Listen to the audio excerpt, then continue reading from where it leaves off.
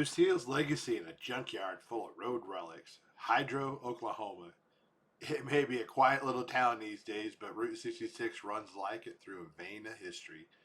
And right off the old highway sits one of the most iconic landmarks, Lucille's historic highway gas station, also known as the Provine Service Station. Built in 1929, the two-story station with living quarters right above. Designed built for practicality and pride.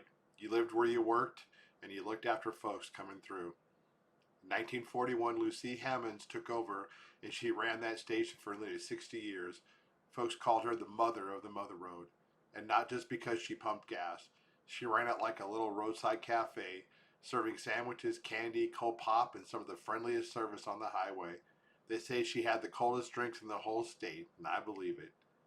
It wasn't fancy, but it didn't need to be. Lucille's made sure you left with a full tank, a little food in your belly, and a feeling that someone cared.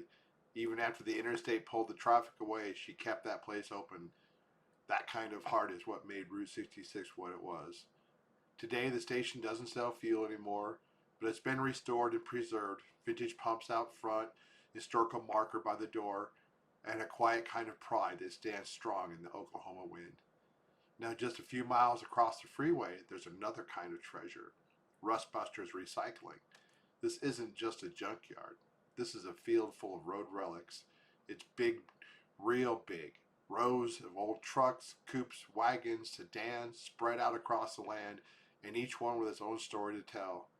You'll find everything from faded chrome to cracked windshields, and if you stop and look closely, you'll see the years written all over them. These cars and trucks are the history of the Mother Road. Every one of them traveled somewhere, carried someone, meant something. From farm trucks that hauled hay to old sedans that might have taken a family west. These machines once moved with purpose, now they rest, but they're still speaking, if you're willing to listen. I love this kind of place. I always have. These aren't just parts, they're the living past of US Highway 66. Some are stripped down to the frame, others still have license plates and worn tires.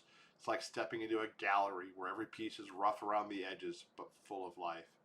Hydro may not be a major stop on the map, but between Lucille's legendary cafe-style station and this incredible stretch of the classic iron, it holds the kind of soul that built the Mother Road.